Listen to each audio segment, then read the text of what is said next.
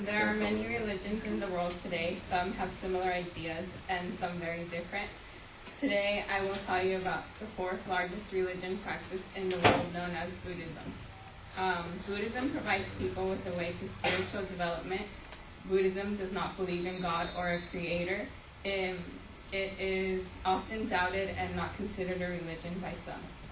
Buddhism was founded in the 6th century by Lord Buddha, who was previously known as Prince Gautama Siddhartha. He was the son of a warrior king. He was said to have a luxurious life throughout his adulthood. At the age of 29, he realized that living with luxuries and wealth did not keep you happy, and that's when he went into the world to find understanding and true happiness. He gave up his title as prince and became a monk, giving up worldly possessions with hopes and finding the truth of the world that surrounded him.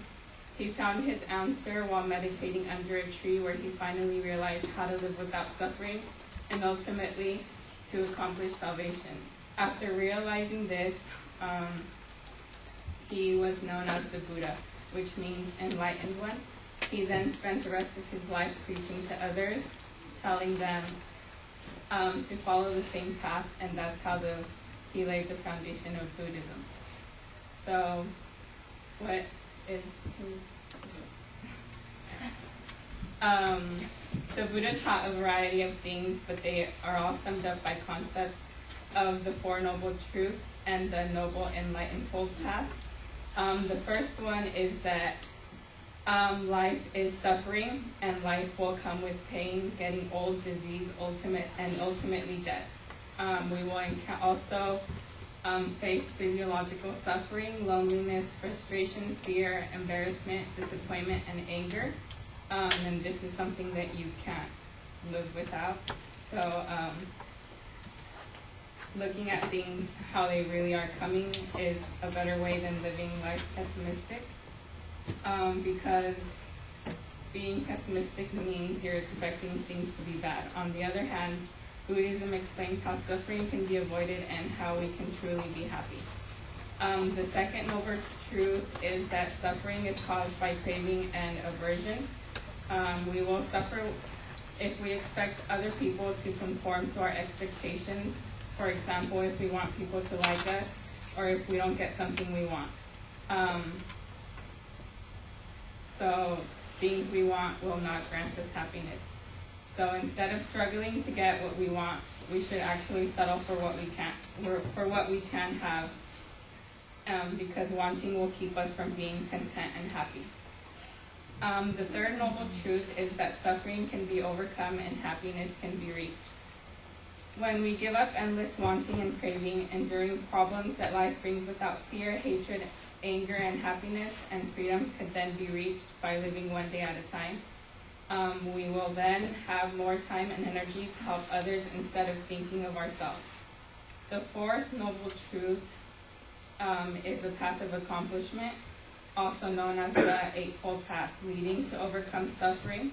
It includes perfect understanding, perfect thought, perfect speech, perfect action, perfect livelihood, perfect effort, perfect mindfulness, and perfect concentration. Some of the people who practice Buddhism live life without the following 5 things. They must not harm any living things such as humans, animals, or insects. They can eat meat if it's not specifically killed for them. They must not steal, and they must not have anything to do with sexual misconduct. Things like prostitution, pornography, being unfaithful, or immoral thoughts. And they are also not to lie or gossip.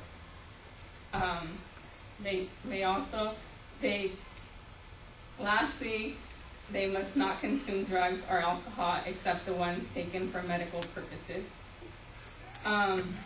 Meditation is one of the main keys in the religion of Buddhism. It helps you accomplish a higher level of consciousness in order to be truly happy. It also has been said that there are many great benefits to meditation, such as relaxation, stress control, blood pressure, pain management, facilitation, of psychotherapy and enhanced immune function. There are two basic techniques used to meditate. One is concentration. You focus on a mental object, for example, counting your breath while having your eyes closed. Oh, I forgot to tell you the pictures of him meditating. So, while having your eyes closed, reciting a chant or mantra in your mind, or simply looking at a candle flame.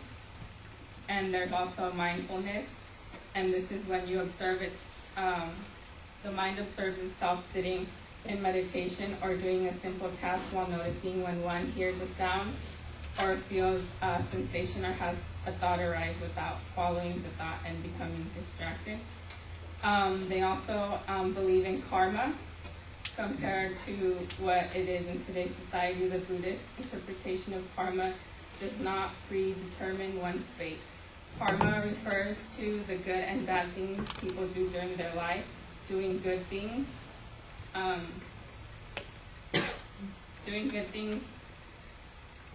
like being generous, righteous, meditation bring happiness to you in the long run. Bad actions like lying, stealing, killing will bring unhappiness. Your actions are determined by 5 conditions: frequent, repetitive action, determined, intentional action, doing something without regret, action against extraordinary persons, and actions towards someone who has helped you in the past. Lastly, there is also neutral karma, which comes from acts such as breathing, eating, or sleeping. But that kind of karma doesn't have any benefits or costs. This brings to another belief, which is the rebirth cycle, also known as reincarnation. Karma plays a big part in the cycle of rebirth. There are 6 different realms which any living being can be reborn.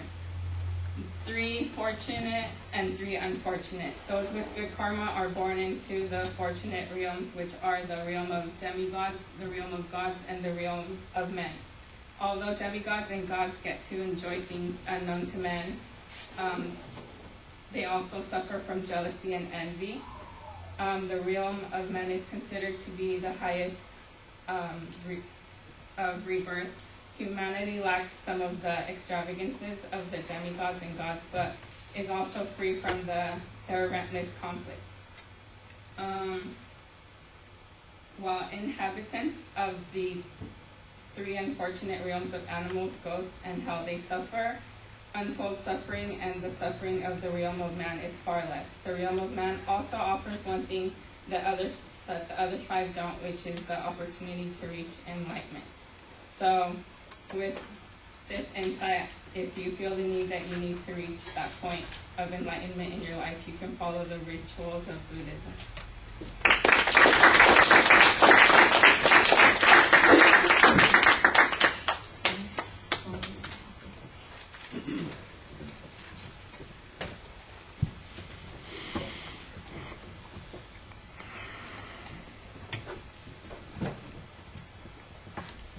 So Thomas, what did you think?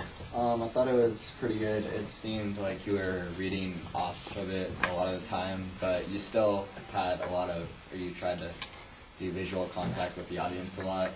I liked how you started out with the origin or how it started of Buddhism first, instead of adding that in later, and then you went into their beliefs and kind of covered all the basis of what it is, how it started, what they believe in, and how they do meditation and afterlife. So it kind of flowed in like a timeline. So I thought that was pretty good. You had visuals for some of them, and the visuals were as good as you could get them. I mean, it's kind of hard to do a visual about meditation and Buddha, but you had them up there. So that was good. And I think that's it. Yeah. Well, I think the historical information and the picture are fine for the attention device. You need to have a sharper thesis statement, because I think you've bitten off more than you can chew here. You're trying to cover the whole thing in a short amount of time. And Thomas seemed to think that it felt natural,